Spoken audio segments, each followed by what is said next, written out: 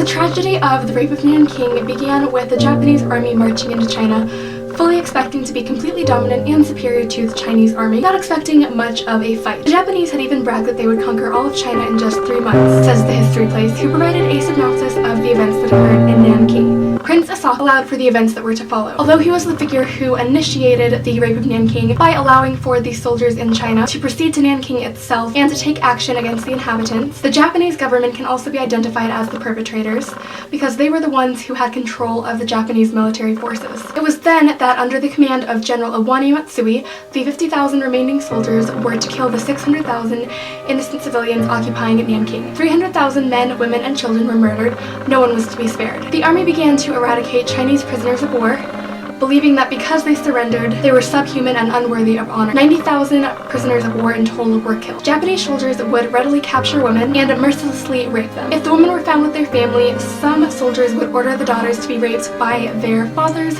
brothers, or any male figure in the house. After the raping, they were then killed by a bayonet or shot right on the spot. Random killings always took place. Means of death included decapitation, drownings, stranglings, burnings, and other methods.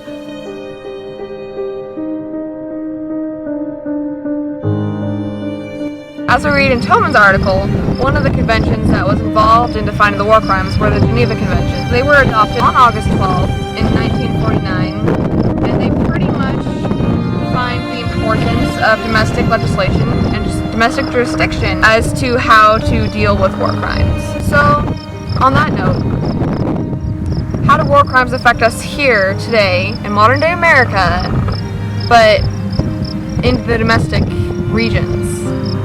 We don't necessarily hear of war crimes here. However, there are plenty of war crimes going on around the world. And some, I guess you could say, arguably, the US has actually committed.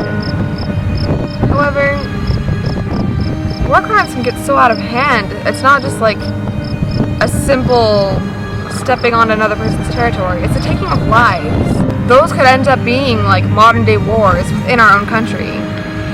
Some of the fights have gotten bad. I mean, just think of Ferguson.